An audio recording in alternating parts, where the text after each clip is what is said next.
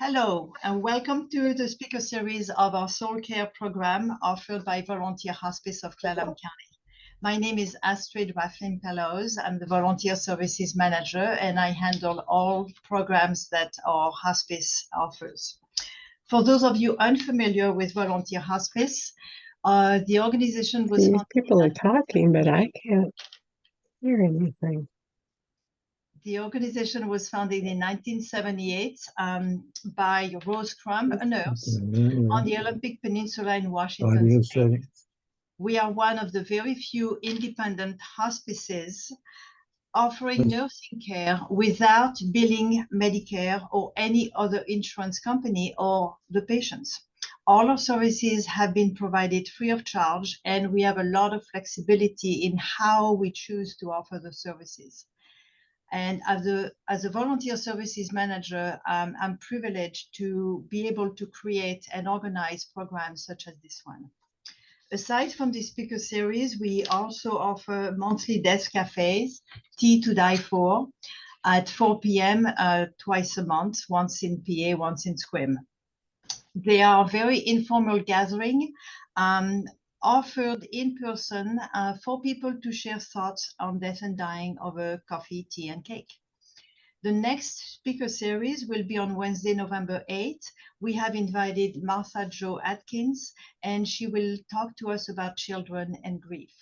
All the details are on our website at volunteerhospice.org. I'm delighted today to see you here for this topic, which is validating end-of-life experiences, presented by Dr. Christopher Kerr from Hospice Palliative Care Buffalo. Extensive research has been done by Dr. Kerr and his team, but end-of-life experience might still not be well understood.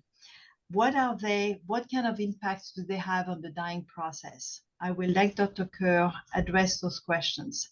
And first, let me introduce him. I first heard of Dr. Kerr on a TEDx talk, and I was immediately moved, having talked myself with people who have told me about some experiences like this. Christopher Kerr is a Chief Medical Officer and Chief Executive Officer at Hospice and Palliative Care Buffalo. Born and raised in Toronto, Canada, he earned his MDs as well as a PhD in neurobiology. Outside of direct patient care, Chris' focus is around patient advocacy. His passion is palliative care and a belief that such care should be throughout the continuum of illness. Under Dr. Kerr's medical leadership, Hospice Buffalo now serves 1,300 patients a day, the majority of whom receive services upstream of hospice care. Dr. Kerr's background in research has evolved from bench science towards the human experience of illness as witnessed from the bedside, specifically patient subjective experiences at end of life.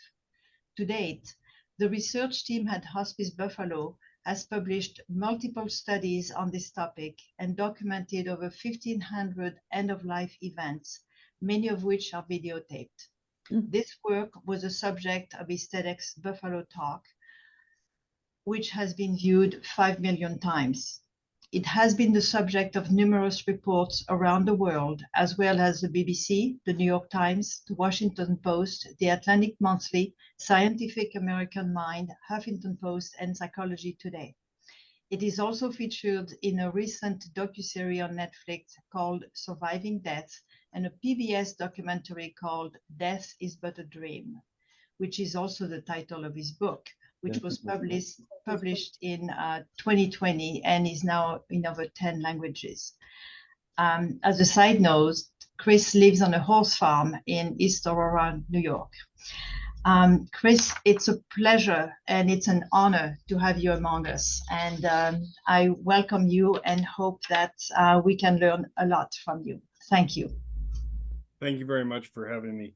It's always a pleasure to speak to hospices such as yours in an era where there's so many for-profit hospices and issues of quality, etc.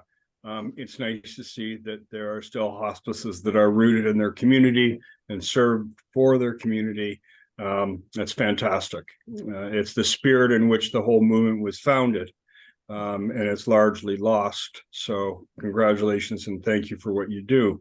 I apologize for the background. I'm actually 5 hours away from home at a conference and sitting in a hotel. So it feels a little awkward, but hopefully nobody knocks on the door. Thank you for the introduction. So, but by way of background, this research has had an interesting journey. I was actually a cardiology fellow in 1999 and was just moonlighting at a hospice. And I wasn't there very long and realized that there was the dying that I was used to observing in its physical manifestations, but their patients actually were having a very subjective inner experience that I didn't have access to or didn't even fully appreciate. It was more common than not that people at the end of their life were having a reality that wasn't shared. And these are patients that weren't necessarily confused at all. And it was really my colleagues in nursing and social work and pastoral care and in volunteering, actually, who made me aware of the significance of these experiences.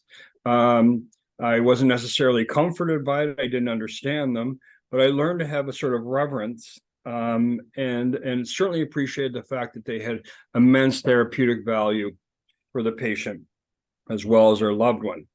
How the research began is kind of an interesting story. I was teaching doctors in training about care of the dying, and I would often talk about this. And we live in an evidence-based time, and they would inevitably say, "Well, there's no evidence for this." And of course, it's always been written about across cultures and countries throughout time, but largely in the humanities. The medical literature is normally case reports or anecdotes, and they're asked the observer, not the patient. So that was the basis for wanting to do the research.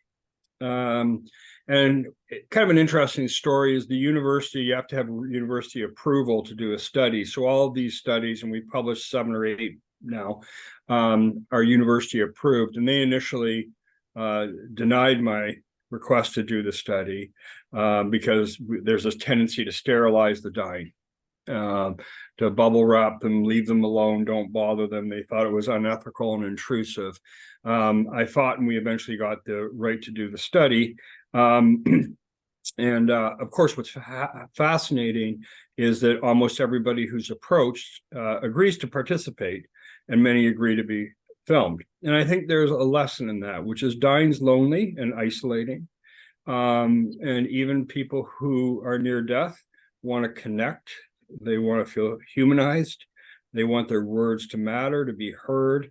And I think that's what hospice at its finest does so very well. The talk won't have an awful lot of, I'm not going to present raw data. Instead, I'd rather have the patients and the families tell their stories through videos. The videos have a really interesting backdrop. I was imagining presenting this to a medical audience and knew immediately people would dismiss it, that these people were confused, feeble-minded, etc. So I decided to start filming them, which is kind of funny because that became the basis of the Netflix series and the PBS documentary, but it was really originally meant for doctors. I am going to remove myself so that from the screen, so you can just see the videos without me in the way. 1 second, but now I can figure out how to do it.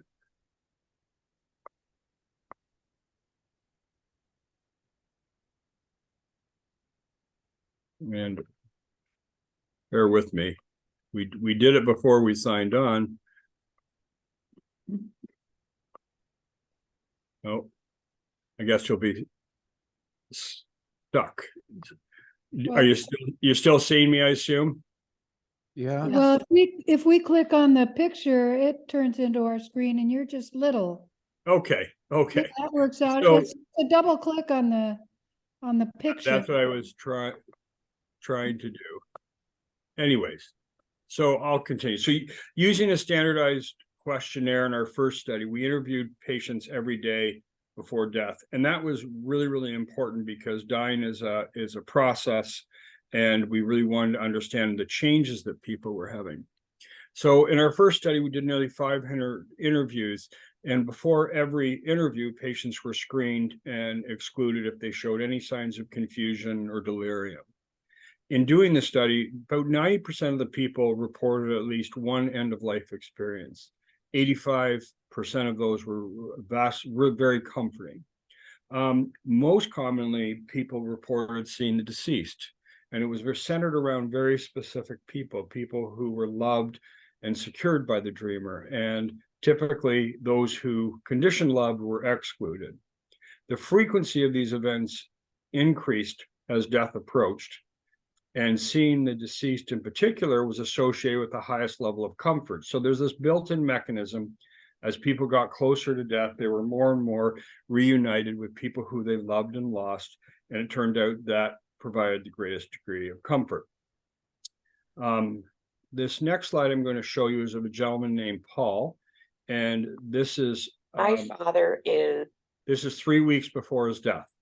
Wherever possible, I'm going to include the family as well. So this is Paul's daughter that's going to talk. A couple things to note. So these experiences, which I'm going to sometimes refer to as end-of-life experiences, the nomenclature is very tricky. We say dreams, we say visions, but one of the things we hear most commonly from patients is, I don't normally dream, or I don't remember my dream. So if we're to listen to our patient, they're arguing that these aren't dreams. So we may call them end-of-life experiences. But you'll notice that they're all described in vivid detail. They're easily recalled, and they're described as feeling very real. We measured realism on a 0 to 10 scale, 10 being the most vivid or real, and 10 was the most common number. Another thing to notice is very little is said between the person having the dream and the person in the dream, but everything seems to be felt, intuited, and understood. Paul is kind of typical. He's going to see his deceased wife. He's going to talk about travel themes, or preparing to go. The metaphor of travel is very, very common. If someone's had some sort of proximity to their own mortality, like going to war, that's often revisited, and you're going to hear Paul do that as well. So here's Paul and his daughter. Is a remarkable man. He was 82 when he died. He was a fun-loving, very smart, very interesting man, interested in a lot of things and a lot of fun. But Dad was always dreaming about Mom. I probably had 15 dreams about her, maybe somewhere in there. She always I dream in color most times, and she always wears a beautiful light blue. It could be a suit, it could be a gown, it could be a dress, but it's always light blue. And a couple of times she's gave me the little beauty pageant wave, and a couple of times she sort of greeted, always with a smile. Only one or twice I've ever heard her voice, but she always kind of lets me know that she's fine. I get that feeling after a dream like that. My father's experience seeing my mother in his dreams was always good. He never, to my knowledge, had a dream where he was sad or unhappy when he woke up after dreaming about my mother. It was always good. She was always smiling. His feeling always was that she was letting him know she was okay, that this was good and she was all right. So I had this crazy dream. I'm packing goods, and I'm setting them for some reason up high. Never get any doubt that what he was dreaming was accurate, and that he was reporting it completely to us and enjoying his dreams. He had dreams about his friends in the military. When he was in the Army as a young man, right after my parents got married, he was drafted and sent to Germany, and he would have dreams about his friends. I'm at Fort Devens up in Massachusetts, where they were forming this company and we're going to oversee a new company. And the guys are all young. They're like, I remember them, and I'm old. And I'm trying to tell them, guys, I've been here, I've done this, I'm not going to do it again. And they're arguing with me. And that's a crazy dream. Well, the more I thought about it, the more I appreciated the memories we had of Dad and his dreams, and that we did take some comfort from that. I definitely feel that having those memories of my father's dreams and him sharing them with us keeps us connected, most definitely. My father's dreams definitely changed how I looked at him and what he appreciated in life. Most definitely, he got it down to what was important. His buddies and my mom, and not in that order. Mom. In a way, it makes me think, I hope that that happens to me, that some of my positive memories as a child, as a young adult, maybe as a young mother, will come back again to me, and I'll be able to relive. This is a part of the whole process, and that when patients, when their family members talk about a dream, listen, because there's a great deal to be learned from what they're sharing with you. So end of life experiences, as you'll hear, don't really deny the reality of death. They're not death denying, but they almost transcend it. And more importantly, they validate the life that was led, and in doing so, they reduce the fear around dying. End-of-life experiences are interesting. They don't normally include great insights, epiphanies, or pronouncements. They're very, very different qualitatively than what's described in near-death experiences. And they really are, our patients aren't really left with questions. The required analysis, the time for that is over.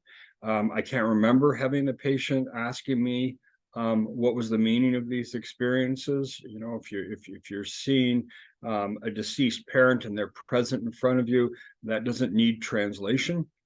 Well, most of these end-of-life experiences are about very real moments that define having lived, like just sitting around the kitchen table with your family. In the end, the patient has the sense of being put back together, of being made whole, of being reunited. This next story is of Florence, and she's 5 days from death, and she's going to talk about sitting around her kitchen table with her deceased husband and daughter. Tell us about the dreams. It's very hard to pinpoint because they were so real. And all these years, my husband's been dead and my daughter, And when did your daughter pass? 7 years. Okay, at the age of 37? Mhm. And your husband died 16. 61. Okay. I have seen them, not their clothes, but I know it was them. There was nothing really remarkable to define that was the shot. But the other night, I fell right into a sleep. We were like sitting at the kitchen table, laughing. I could see their faces. I could tell it was their clothes. We were laughing, we were talking, we were eating.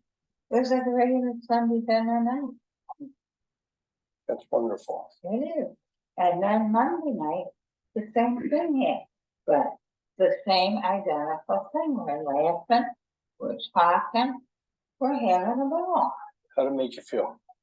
I woke up Monday morning and I went, was that real? And I think, that was real. That was really real. It happened. We were sitting there as much as Grayson. Okay. Have you ever had a dream that was that vivid? No. No. That was the most vivid dream. And we hear this a lot, and it's very hard to tell whether it's real or it's a dream. Yeah. It made me feel like that whole 12 years had never existed. 12 years, that's interesting. 12 years since he's been gone. Okay. Because it was so real that he was there in the present. And 7 years since my daughter was gone. It was like we were always together, never separated. Yeah. How does it make you feel about the prospect of dying? How does it change with you? Mhm. Does it make you think you're going to see them? Mhm. Okay. If you what? Keep swearing. You're worried you're going to end up in the wrong place. I have a feeling you're okay. It's interesting that you can be in a dying process and at the same time feeling very much alive, right? And that made you feel alive. So dying as witnessed by patients like Paul and Florence are really a paradox, right? They're physically lessening, declining, yet emotionally and spiritually, they're very much alive and very vibrant. Very near to death, both Paul and Florence experienced this connectedness of belonging. We did a study that's published where we looked specifically at this question of whether dying includes positive psychological change. And what we did is we used a measure called post-traumatic growth, this idea that within negative experiences, there can be positive gains, negative experience being dying. And what we found is by every measure of post-traumatic growth, patients who were having these experiences were actually gaining insight, understanding, learning, adapting. In other words, people don't stop living because they are dying, right up until the very end. Also, So typically pre-death dreams are centered very specifically on people who were loved and secured by the person in the dream. So we've had a woman with 3 husbands. She loved the second, not so much number 1 and 3, and number 2 appears. There seems to be this kind of some sort of justice at the end on who's included and who's not. And this next story is a great example how unconditional and securing love never really leads. And the opposite true. Love that is conditioned or withheld is forgotten. So the background of the story is this. The woman in the lovely dress is Beverly. She was raised in Cleveland by 2 very different parents. She had a father with the interesting name of Mentor, and a mother who Mentor was very loving, expressive, affectionate, and she had a mother who withheld love, ridiculed her, didn't say that she loved her, said she had 2 left feet, that she was an ugly duckling, and she was a strict disciplinarian. And growing up, Beverly had kind of lived in 2 worlds. She lived in the house that was ruled by the mother and very restrictive. And then, but after school or after her chores were done, she would run through the woods and she would meet her father, Mentor. And Mentor was a mailman. They meet in the clearing of the woods. They would hold hands and they would finish off the route and talk to neighbors along the way. As she was growing up, she married this handsome gentleman named Bill, who was a Scotsman, and he was artistic and musical and loved to dance. And they had a lovely relationship. They'd go in dance contests regularly. They won the Northeast Championship in Ohio, and they had a lovely life together. So they also adopted 2 children. The little girl shown in the picture is named Susan, and she's going to be talking in this next video. So you're also going to see Beverly at the end of her life. She's nearly 90 years old. I tell everybody my mother was my best friend. We shared everything. There was nothing that we didn't keep from each other when I was having problems or whatever. I always felt that I was comfortable and can go to her with some of the things that often kids maybe not feel so safe talking about. Do you dream about your family at all? My dad, Your dad? yeah. He was one of my favorites. Yeah. She woke up one morning and she said, I got to get the route finished. I said, oh, okay, what do you mean by got to get, Daddy and I have to get the route finished. Well, he was a mail carrier, Okay. and he would wait for me when he'd come home and I could finish the road with him. And then this recurred a number of times.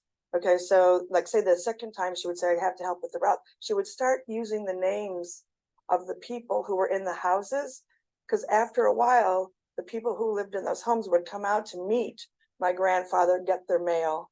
And then so she would say, oh, well, Mr. Smith had this blue tie on. And I remember it always seemed like he had a blue tie on Tuesdays. It wasn't like it was past tense, even though I knew this was at a time frame in her past when she was younger, but she talked about it as though she were that age with my grandfather and telling it like she, was with him at that all night. And they've been doing the route. You did dream about us dancing, and they had taught us a new dance step. They wanted us to perform it, and I remember that.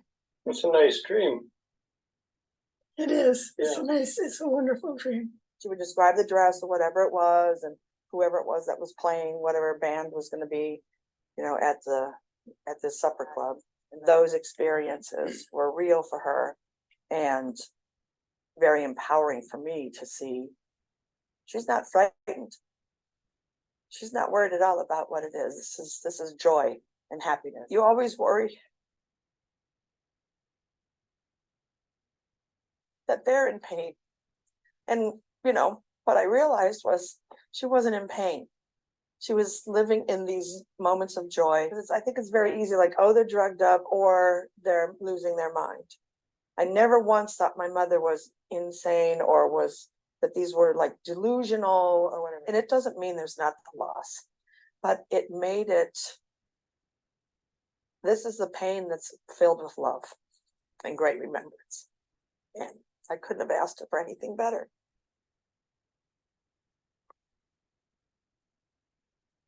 People die how they live. So it's not surprising that 18% of our study patients reported dreams that were actually discomforting. When we started the studies, we had them click off a box, whether it was comforting, neutral, or discomforting. But this classification turned to be really overly simplified in this way. The discomforting dreams were actually some of the most meaningful and often led to real change or were transformational. Everyone has wounds for having lived, regret, guilt, remorse, grief. But oftentimes, whatever these injuries were, they were addressed at the end. We had a boy who lost his arm at the age of 8. This was not long after the Depression, in a blue-collar community, worried about how he was going to live, support himself, be independent. And at the end of his life, everyone he worked with who was dead came to him and said he was the best at what he did. We have had a woman whose child was in prison for drug-related offense. At the end of her life, when she was questioning her role as a mother, her parents came to her and told her that she was loved and that she was a good mother. We've had a lot of veterans, including a 90-year-old World War II vet who suffered for 73 years with survivor's guilt over his brothers who died on the shores of Normandy, and very near the end of his life, they come to him and say, "We're coming for you." So formal studies, unfortunately, often exclude people who are cognitively different, people with dementia, Down syndrome, etc., largely because of issues of consent. And medically, we tend to discuss such patients in terms of their measurable deficits, who they're not. And unintentionally, we fail to recognize the fullness of their personhood. Yet patients with such diagnosis not only have rich emotional lives and histories, but they often resurface at the end. The following video is of a woman named Sue, and she's talking about the last days of her 97-year-old mother, Irene. Irene suffered with very advanced dementia and lived in a local nursing home. Her deceased husband, whose name was Gary. As Irene declines towards the end of life, she becomes more and more immersed in this unshared reality, this rich inner life in which, when her eyes were closed, she felt the love and presence of her husband, Gary. Irene is so drawn to this inner world where her deceased husband is, that she is compelled to go and find him.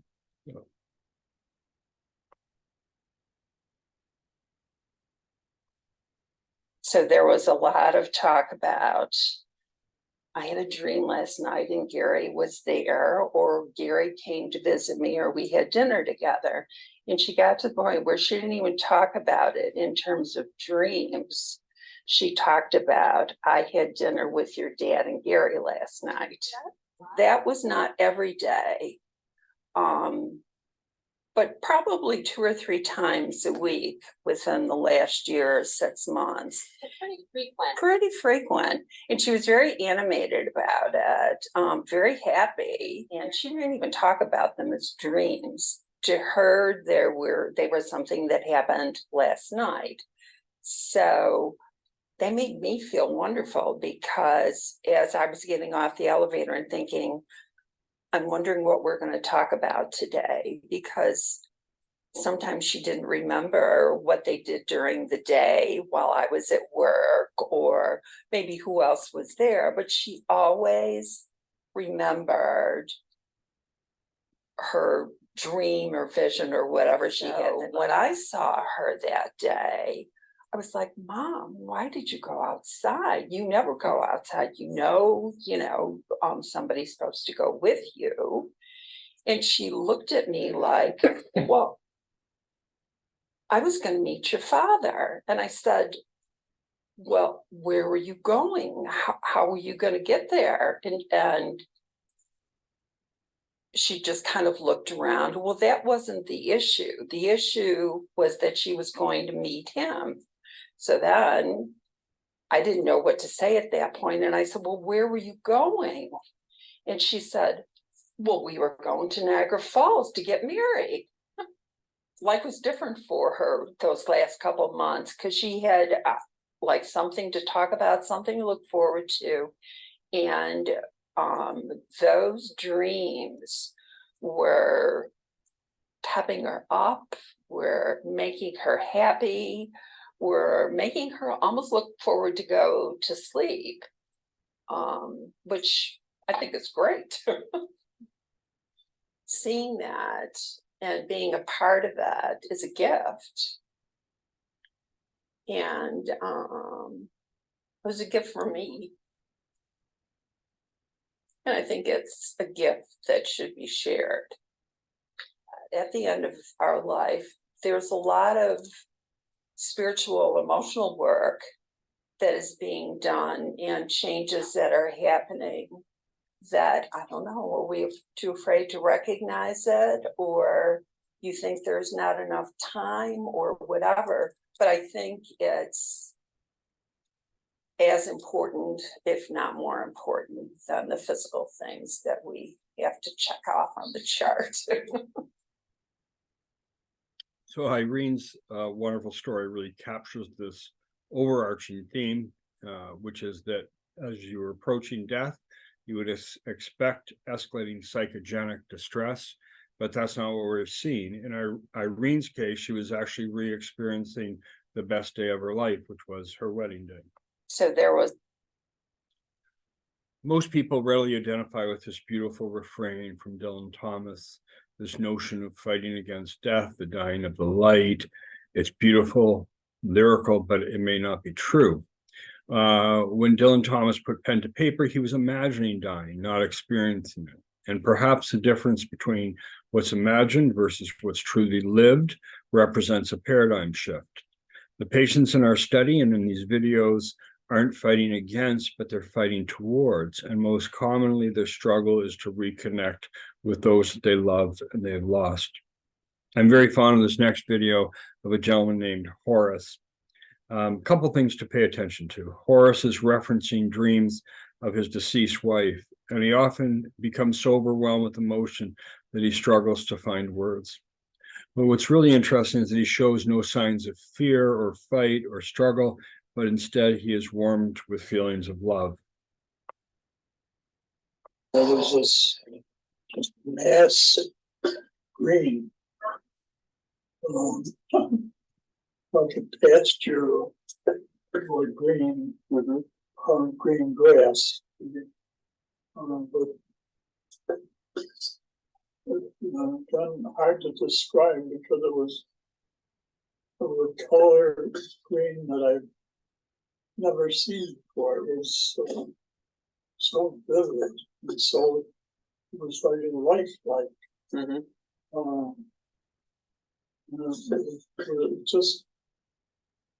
It felt good. My wife all of a sudden appeared and I was thinking, well, this is even better yet. She had a certain smile about it.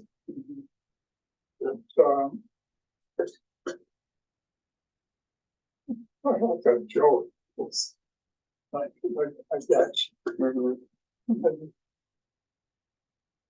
I'm wondering, what is the joke? Really know. Why can't you talk to me?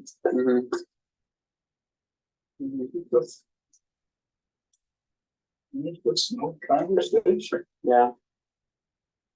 Much good all beautiful. You're crazy.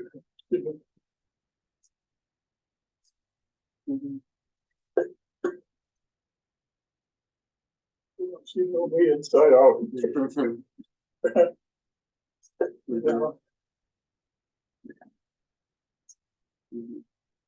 So maybe that, I guess maybe words weren't necessary. We just looked at each other and it was actually what one was thinking. It was just a good time. But I don't know. Everything had left you, like you. There was no problems. No, everything was happiness. It was, like you wish the world was really felt good. Yeah. Felt like there was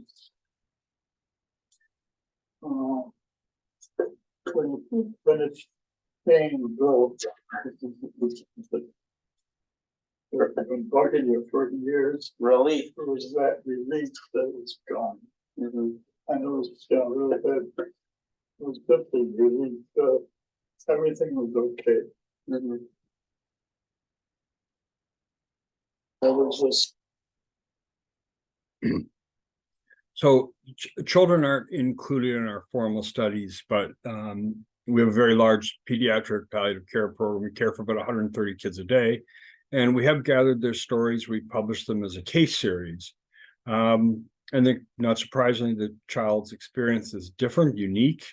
As Emily Dickinson's poem refers to this notion of a faith anew without reference points for things like death.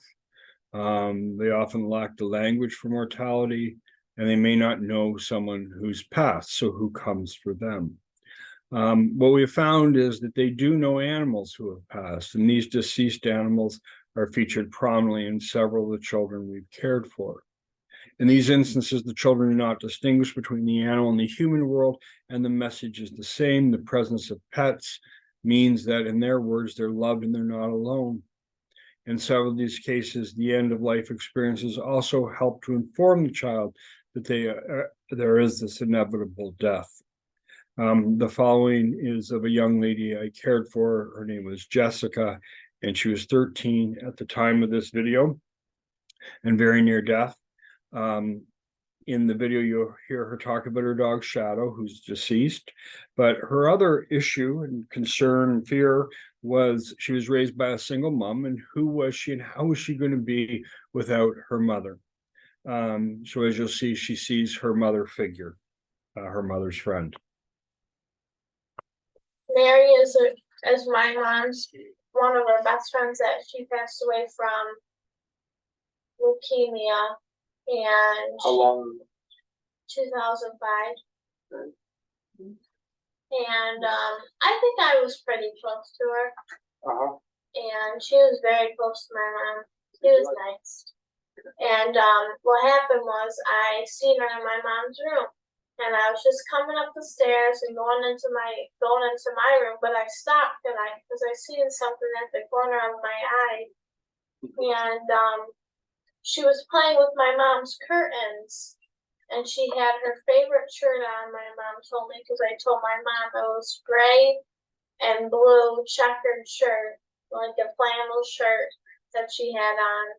And she was playing with her curtains, and my mom's phone was charging, and she was looking down at my mom's phone, and I told my mom that, and my mom was pretty shocked, and I said, see, she's probably happy that you did a good thing, and she's coming to say hi. And I had a feeling that she was just coming to tell me that you're going to be okay, everything's fine, but she didn't look at me. She was just looking, but I had a feeling if I called out her name, she would look at me, but I didn't want to scare my mom. How did it make you feel? What did you get from her? What did you feel from seeing her? I felt a sign of relief. Yeah. and happiness, because she was a very strong person, and I know that I'm strong, and my mom tells me all the time that I'm like her. And you told me that you thought that, oh, Mom, I saw an angel.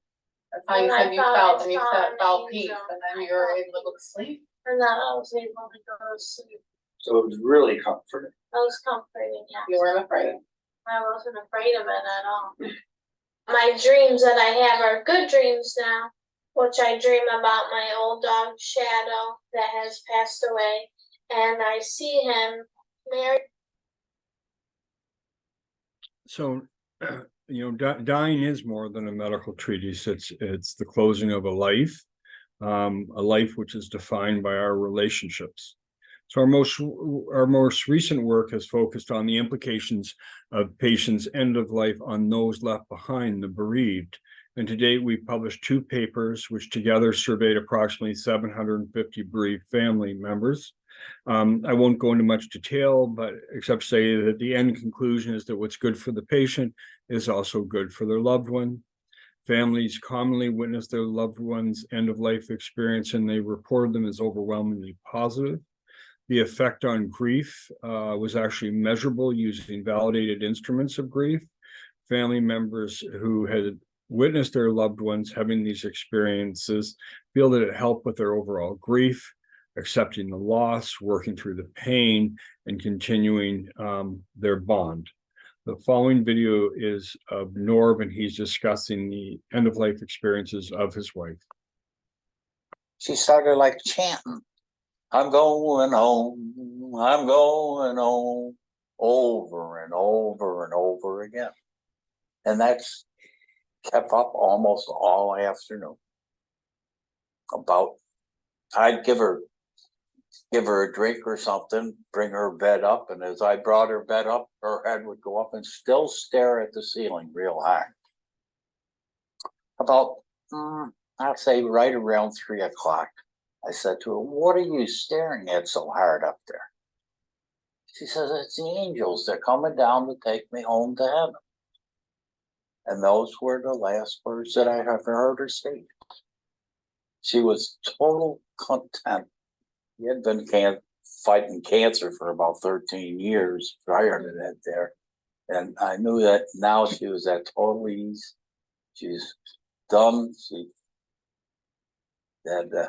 It was the end, and she realized that she was happy that she was home. And how does that make you feel? It put me at ease also, knowing that it's been hard at times to grieve her loss, but knowing how she died, what mood she was in when she died, has put me at great ease over it, really. Now, do you think, often about that experience? Do you ever revisit Oh, yes. it? Oh, yes, I think of it there a lot. And still, how I can hear her chanting over and over and over again. It's made me feel at ease, knowing that she was at total at ease when she died. It wasn't that she was suffering or anything. She was happy that she was going. And the angels were coming to get her. Definitely has been ease as far as my grieving over her loss, knowing that, hey, that she was at ease when she died. Who do I want to name up? Her waiting for me up there at the gate. She's the love of my life, and I want to be back with her. Is there anything else you would like medical professionals who take care of people who are dying to know about these experiences? I think it's a field that really should be looked into deeply. That it's something that affects everybody. It affects everybody differently. The person that's losing somebody it affects, as well as the person that goes. And what their feelings are at the time has a great effect on the survivors, so as to speak. And to know that they went out happy, in a good mood, not suffering, hey, that's the main thing. She started like So there's this tendency to romanticize or sensationalize the last words of the dying. Yet end-of-life experiences are rarely of a deep philosophical or religious nature. There's not great epiphanies or punchlines. Instead, these experiences focus on what matters most, our relationships, our family. In the words of Kerr, the first and usually last classroom of love really is our family. In the case of Florence, it was the dreams of her husband and daughter sitting at the kitchen table. Often these richnesses at end of life, this connectivity between lives, whether they're living or dead, is found in simple memories, including making spaghetti sauce, which you're going to hear about. So this is the one and only picture that exists of Patrick and I that was snapped by my niece at a wedding, because neither one of us are overly photogenic and it just wasn't our style.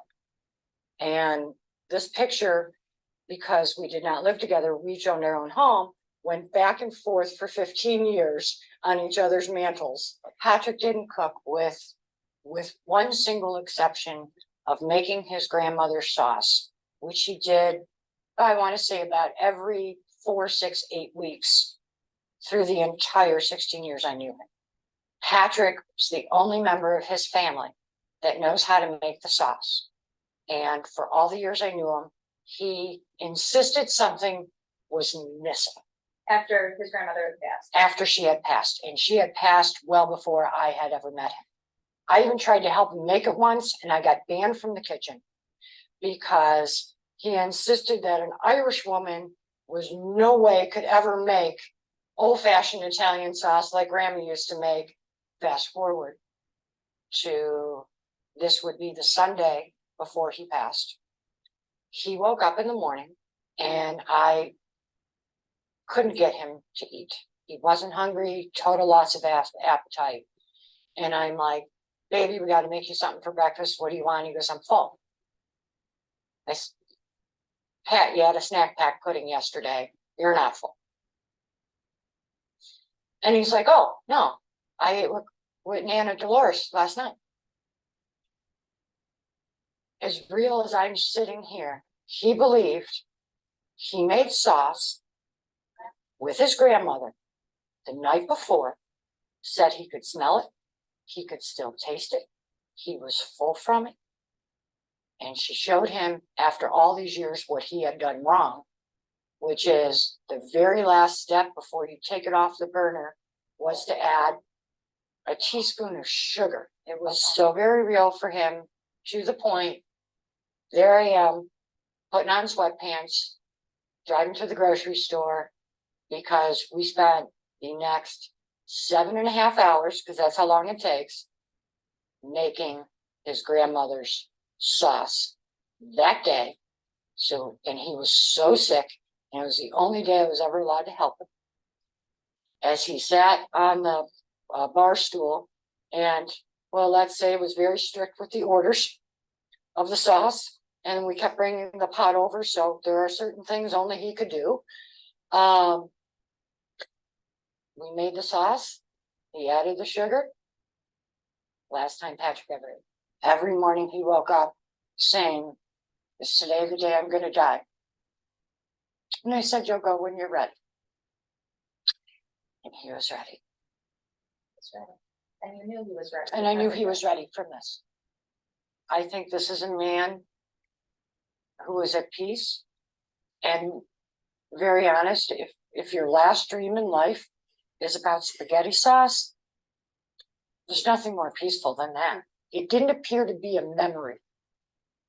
To him, it appeared that he was participating. And that's one of the things I found very different. That dream help you accept that reality further. Absolutely. Yeah. Absolutely. And not only the reality that he is gone, it's made me think of maybe there is something out there after we go. One of the things that we struggled with early was the near absence of religious references in terms of symbols of religion. But one interpretation is that overarching themes are certainly consistent with the tenets of faith, of love, and forgiveness. This is really well described by a hospice chaplain named Kerr Egan. And she wrote a piece called What Patients Talk About, What Dying Patients Talked About. And it's a beautiful expression that I think actually captures So this is the what we find.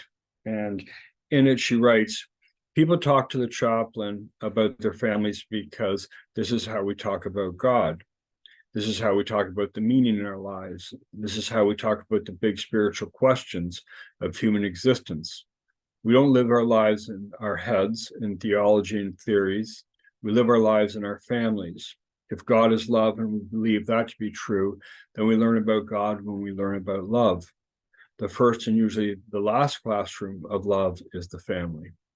We don't have to use words of theology to talk about God. People who are close to death almost never do. We learn from those who are dying that the best way to teach our children about God is by loving each other wholly and forgiving each other fully, just as each of us longs to be loved and forgiven by our mothers, our fathers, sons, and daughters. So I think what we're hearing from our patients is that there's definitely a reframing to our notion of dying, that of failing parts, medical futility, and suffering. There's this larger experiential, subjective aspect that is profound and very life-affirming. These inner experiences have this way of reclaiming the best parts of having lived, and in doing so validate life.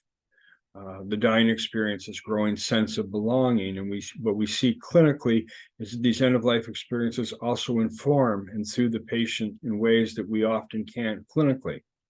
And that's exactly what happens in this next story. Dr. Megan Farrell was caring for this young woman named Sierra, and she called me one day and said, I think I've just had the most remarkable clinical moment of my life. And that's the story of Sierra. Sierra was a 28-year-old African-American woman. She was diagnosed with colon cancer after what seemed like far too long between the presentation of her symptoms and the actual diagnosis. So she went for many months undiagnosed. By the time she was diagnosed, her cancer was already too far advanced to really make an impact or extend her life. Sierra was very determined to do absolutely everything she could to fight her disease for her son, for her fiance, and for her family. She was clearly not in the mindset of a dying person. She had little to no insight, at least insight that she would admit to, of the fact that she was nearing the end of life or even heading towards the end of her life. Her family was not at all ready to see her go. They loved her and they wanted her to fight this as well. After we had a meeting, a very touching meeting, where the son finally put words to what was the experience in the room, and that is the question, is my sister going to die? At that point, we decided that we better move the meeting into Sierra's room. We all gathered together with Sierra, her mom, her stepdad, her siblings, and her care team here at the hospice inpatient unit. Dr. Farrell was with her, speaking to her, trying to explain to her what we were no longer able to do for her medically. During that time, what happened was something most profound, and that was that Sierra actually engaged her predeceased grandfather right in the room. It happens every single time I talk about it. I get goosebumps. I get this sense of amazement and emotion to be there with someone when they experienced a vision like that. She saw her grandfather. Afterwards, Sierra's mother said, "What did he say?" And he said, "I'm very proud of you. You are a wonderful granddaughter. You are a wonderful daughter. You are a wonderful mother." As the conversation was going on, Tammy asked Sierra, "What is he saying to you now?" He's saying, "I'm going to see you soon, and everything is going to be okay." At that point, Tammy said, "Listen to your grandfather." And it was at that point really that the family knew that Sierra's time was limited. It was probably less than a week after that vision that she was able to let go and she passed. If we discount end of life dreams and visions, we're doing a disservice to our patients, to their families, and how they are able to not only experience the loss of a loved one, but how they then are able to grieve later. I think she gained the comfort that she needed, not to give up, but to be at peace and let whatever was going to happen. Her grandfather being there, of course, made it a lot more comforting for her. I think had Sierra not had those visions, I think she would have been more frightened. I think she may not have had that, I don't want to say easiness, but that I think she would have been more compelled to vocalize how frightened she was. But knowing that he was there for her, it made it very much easier for me, because I knew she would have him to be with and he would take care of her. It does help me process the loss, because I believe they visit us, both of them. You know, I think, things happen for a reason. And yeah, she's not in pain anymore. And she's back to her healthy, playful, joyful self, and he's there to watch over her as he did here. When it comes to dealing with patients who have these experiences, is not to dismiss their feelings and what they are relaying to you, what they've seen, who they're speaking with, because it's real.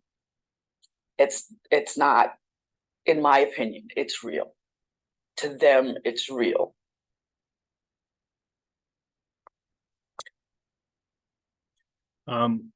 Just in closing, I think what's interesting in that last video is it really highlights the importance of what we do, the care our patients receive. It comes from a multitude of disciplines. We're able to care for people in totality. And really importantly, in an era where medical care is so transactional, and reduced to very base elements, we're afforded the time to get to know our patients as people, and as well as their loved ones. So I just think it's a wonderful story. So that concludes my talk.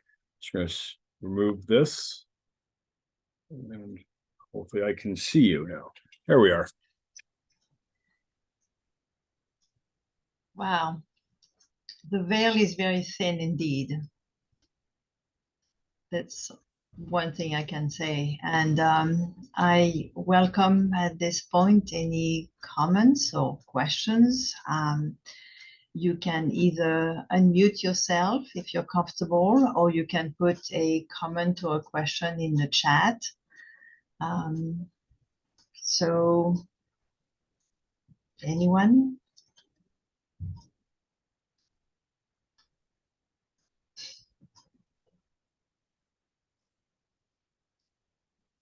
Thank you, Marjorie.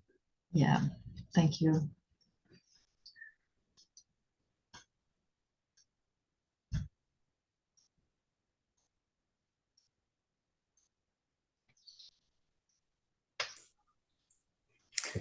I'll go out on a limb.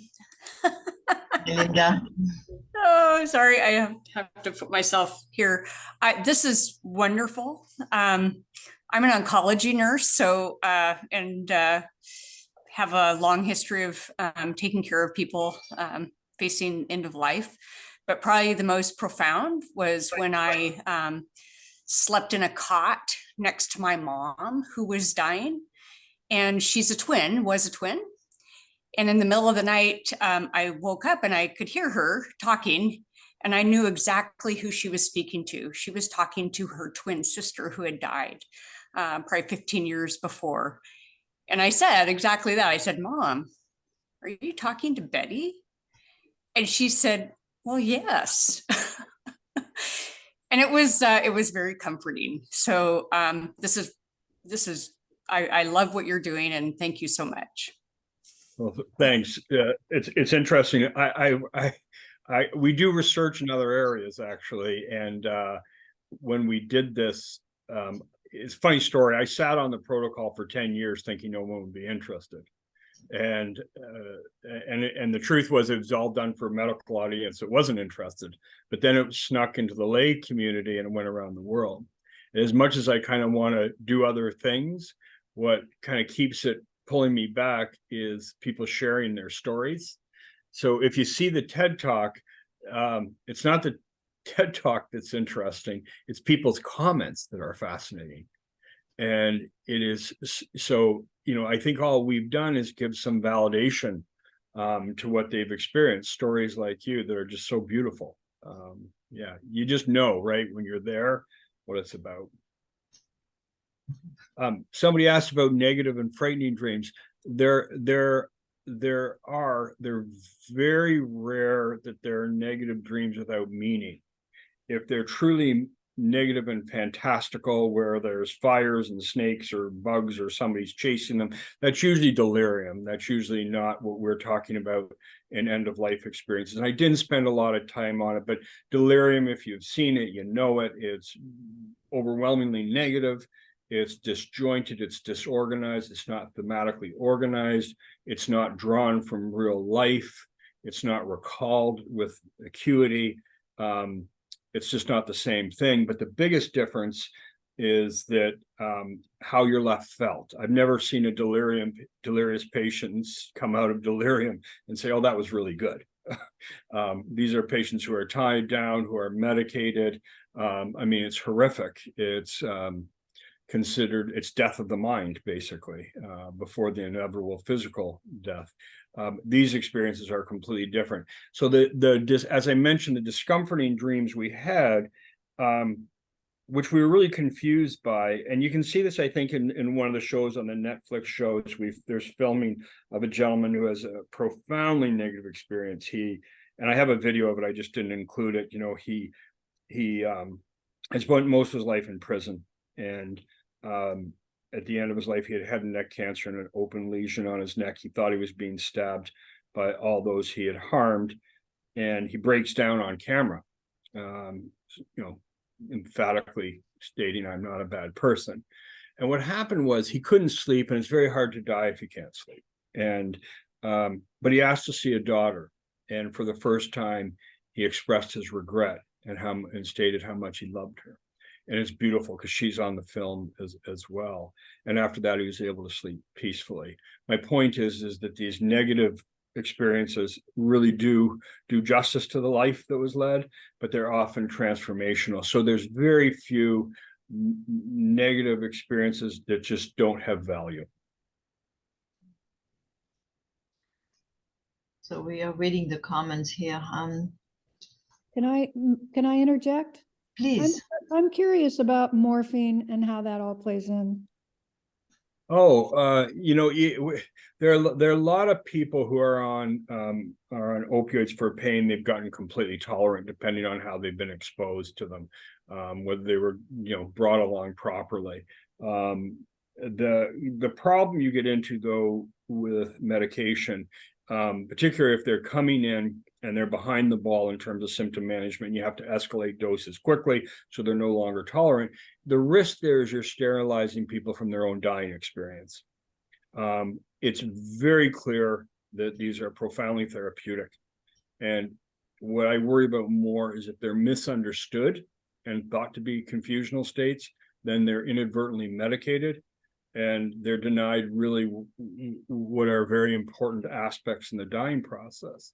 So yeah, drugs can absolutely confound it. I wouldn't just blame it on opioids though. Benzodiazepines, antipsychotics, a lot of the psychoactive drugs carry a risk of removing. There are patients, so I should tell you, that sometimes these experiences are so intense they wake them up. And they'll make decisions whether they want to sleep that night or not. And, I talk about in the book a guy who was roaring mad one morning and calling for me. And he said, it was great to see my dead Uncle Harry last night, but he wouldn't shut up.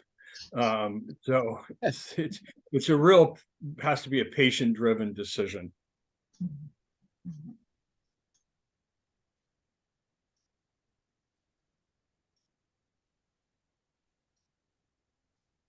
So lots of really nice comments. And Marjorie wrote, my husband was in a great deal of pain at the end due to lung cancer. He had a lot of morphine, but his face still showed tension until after he took his last breath. Once he did this, his face looked peaceful. I wonder if that relates to some of what you just mentioned. In a way, lots of morphine may kind of hide and not allow those experiences to come.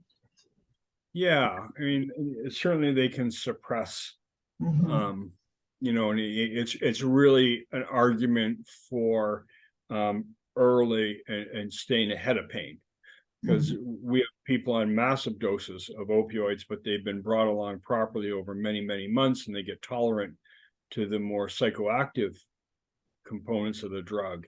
But if they're coming in at a 10 out of 10 pain, then you have no time to gain tolerance. Right.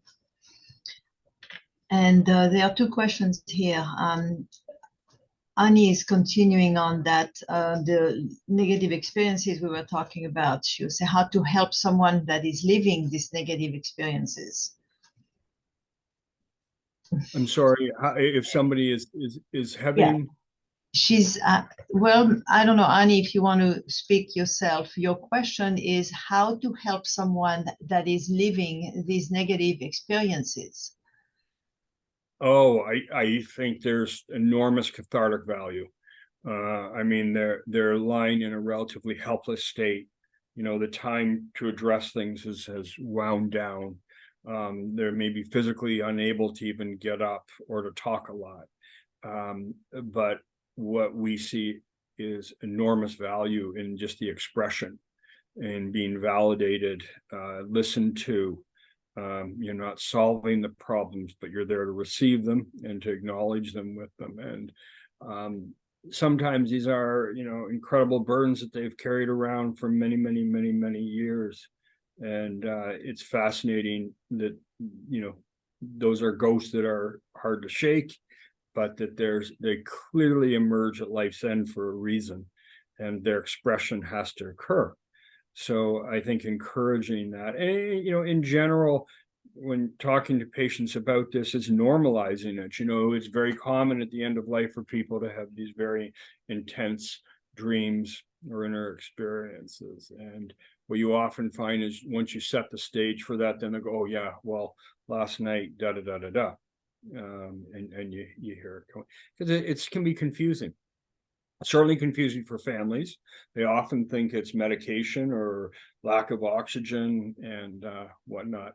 What I should have said was really important is vantage point matters. So we did this study not in the moments or minutes before death, right? We went upstream months, weeks, days, never minutes, when mental status is compromised. And then Gail had a question. Is there anything more you might share about younger people dying and the experience of dreams? Yeah, it's really, they do it better than adults because they don't distinguish between what they're experiencing in an imaginative or creative way, like the way they interdispose animals. I've got some extraordinary videos of children who create castles, and in the castle is, you know, all 13 animals that they've known that have passed, neighbors, grandparents, aunts, animals.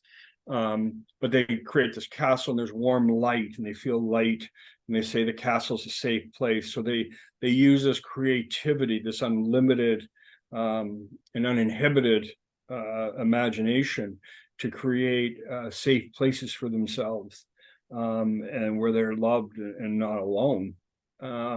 What's really remarkable is we've had a number of children who were self-informed by this process. They knew intuitively that something was happening because of this. A couple of children like Jessica, who actually, I was worried about how to have talks about mortality and the change that she was experiencing, but she told me. So these become very important. And in fact, in her case, in another child's case, they were withholding what they were experiencing, not wanting to alarm their parents.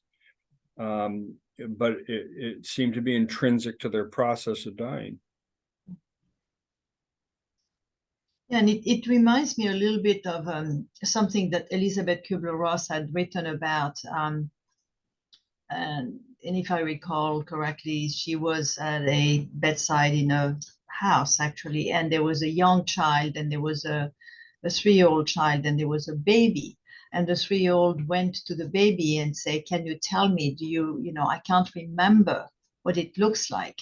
And to me, that confirms how, like I said earlier, the veil is so thin between the living and the dying. And the dying may choose to come and visit us when we need them because we're going to be helped through the threshold. And the living, the babies, just come from a place that young children actually remember. I mean, I don't know if some of you have read, you know, this account in her book, and I see Sally nodding her head, you know, but it tells me that there is so much more to life, physical life as we know it. There is so much happening on the outside on both sides that we don't really know much about. So your studies, your research, it sort of paves the way to get more, even, you know, more information and do more research into this area. I'm just fascinated by this. Yeah, that's very well put. This idea of a veil and that they come to you, and you're absolutely right about the children. Yeah, it's intriguing. Yeah, it really is. Yeah. Mm-hmm. And comforting. Yeah, exactly. Oh, we have more questions here. So I'm going to address Beth's questions. It goes back a little bit to the delirium, people who have delirium. And she's asking if you can speak to how to reassure those delirium dream havers, people who have such delirium dreams. No, so delirium, far and away, that's our number one reason for breakdown in caregiving. That's a number one reason people have to come out of the home. It exceeds pain in terms of what is considered a palliative care urgency. It is a horrific state, and it's poorly managed medically. They can't be reassured. The usual injury is sleep deprivation. That's why people get delirious in a hospital where they're woken up, or an ICU where they can't sleep. So we find is we catch it early, the best way to get people back cognitively is to give them restorative sleep. But it really is the most unmanaged symptom. It's poorly treated medically. People make assumptions that the delirious patient is demented or this is their baseline. And if you talk to people who are in delirium, if they can recall it, and there's some data on this, is that they really end up with a PTSD from delirium. I mean, for those of you who see it, what they're experiencing is their worst nightmare, essentially. But have you had some thoughts as to why? So why? That's a good question. Why how the deceased can communicate the end of life and not earlier? And does this indicate there would be a process that's internal to the dying person, not necessarily triggered by the previously deceased loved ones?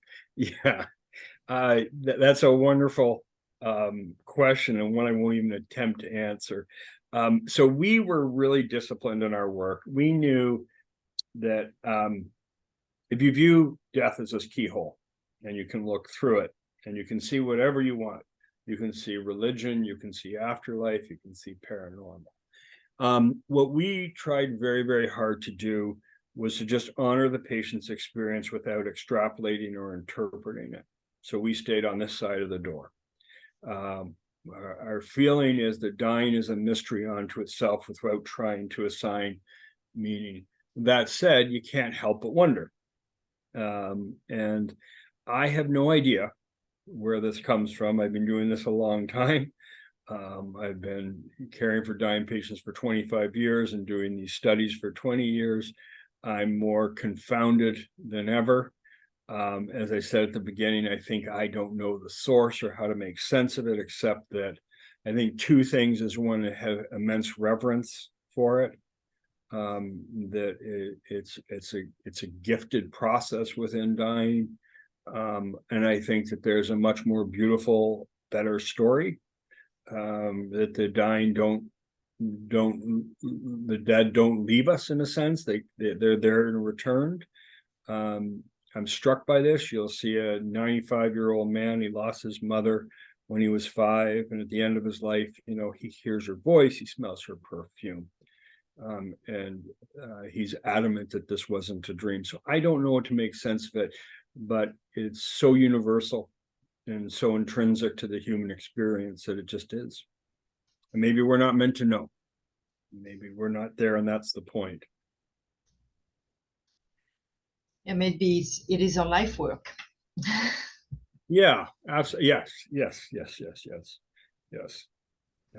We're involved in a very interesting film. I took those 2 slides out before I talked because they're not allowed to be shown. The rights are owned by this woman who's doing the film company, but what she's done is really interesting. She's a 3-time Emmy Award-winning filmmaker, and she works with the indigenous people of the Amazon and the Australian outback. And she was working on another project, but we stumbled upon their end-of-life beliefs. And for them, this is intrinsic to their belief system and their culture.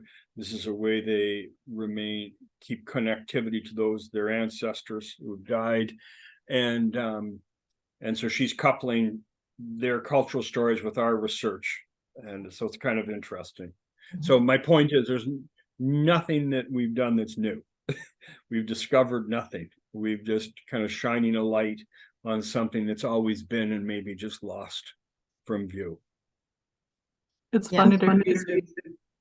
It's funny to hear you. Oh, I was just saying, it's funny that you say that you don't feel like you've discovered anything new. I've been following your work for a couple of years now, and it's been a huge inspiration for me to apply to medical school, to become a hospice physician. Oh, that's wonderful. Congratulations. Oh, thank you. No, so I'm really interested to know, what are you excited about next in your research? You've been working on iterations of this work for a long time. What's the next thing that you're excited about? I think it's funny. It's a great question. And congratulations. That's wonderful. Really wonderful. So,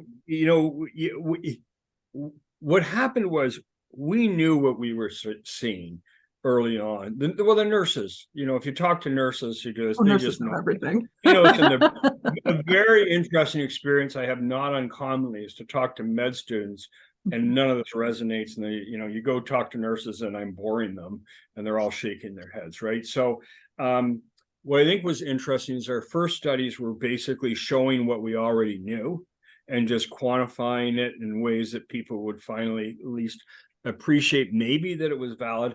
Our next series of studies really, I thought were really cool. I think they're the studies looking at this idea of growth within dying, which I touched on lightly, but that was a lot of fun to uncover. I think one of the other things we've done, and obviously all the work into the grief process, but really I'd like to know how the dying actually interpret this. So what does this do for them existentially? Like, what does this do? How do they change their interpretation of dying? I mean, I know the fear is not there, and I'd like to measure that. We do it by measuring comfort, but what is their thoughts on dying, and what does it mean to them existentially? Does it, validate their religious or afterlife beliefs? So in other words, it's one thing to say that it's happening, but what does it mean to the person actually at a much deeper spiritual level? That's what I'd like to ask. That makes sense. Yeah, thank you. Instead of us speculating, I want to hear. I'm really strongly believe that it's such a foreign experience to us who are living and have health. And I think that's one of the things that I use that Dylan Thomas quote, and from relative health, it's really not for us to say what is fascinating. Like when you hear Norb talking at that point, it's just that it's clearly their comfort and their hope goes to something else, right? They don't have hope for the hope for cure long has passed, and there's some sort of transition that they have a hope that goes for something else. Like they still talk aspirationally of love and things like that. And so kind of what does that mean to them, I guess? Because I don't know. They don't talk about emptiness, of finality, of meaninglessness. They're full of some other form of love and hope and meaning that I just, if we could put some definition around it, would be interesting. I'd like to bring up this idea of unfinished business, mainly because I guess my mom brought that up when she was dying, and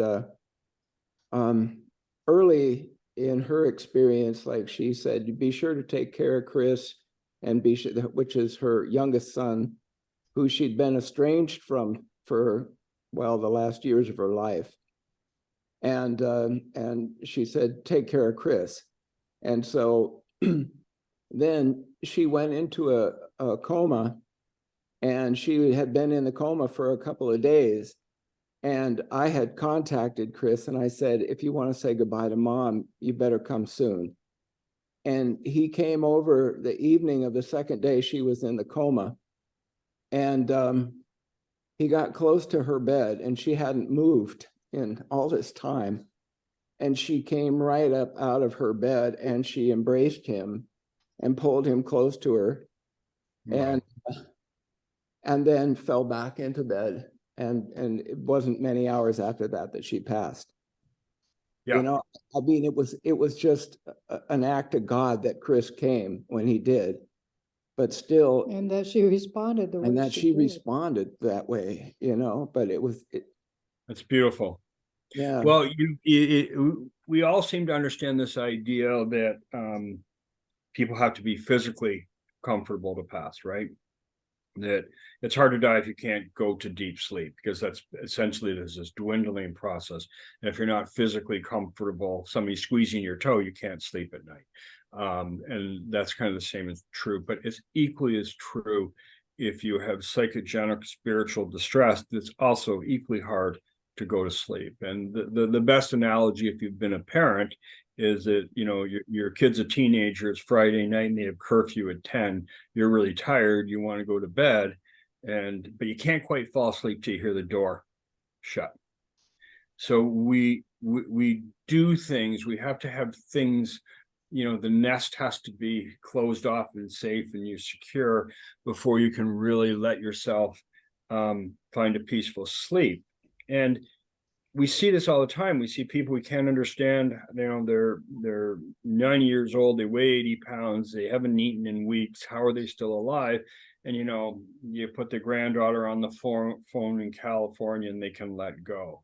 So it seems to be very clear. In the converse is true, which is it takes an enormous amount of strength to be sick. And so it's not uncommon for people to rally and keep fighting for wakefulness to get through a holiday or kids back to school or whatever. And then there's this kind of unburdening. It's not even conscious necessarily, but there's relief. And they find some sort of peace. And so, you know, in your mother's case, it's that sort of closure allows them to let go in the largest sense.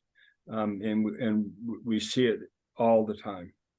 Yeah. And by the way, we see the converse. We see family. I always think it's interesting. We have conflictual, you know, dying brings out the best and sometimes the worst in people. And we'll have families coming and there's a lot of conflict of who gave care, who didn't, money, whatever. And our nurses are really skilled at taking that family out of the room. So the loved one, the patient can actually let go and relax.